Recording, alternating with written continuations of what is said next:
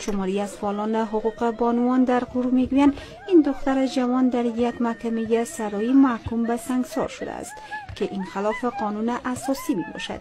این افراد از مقام‌های محلی در غور می‌خواهند تا عاملین این جنایت را بازداشت و مطابق قانون با آنان برخورد کنند. از جهت دیگر سیما جوینده والی غور نیز این اقدام طالبان را محکوم می‌کند.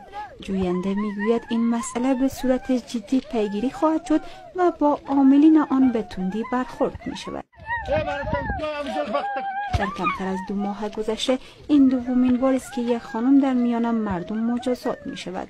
چندی پیش یک پسر و یک دختر از سوی محکمه ابتدایی ولایت غور به اتهام داشتن رابطه نامشروع در میان مردم تازیانه خوردند که این مسئله واکنش تند نهادهای مدافع حقوق زنان و مدافعین حقوق بشر را در پی داشت.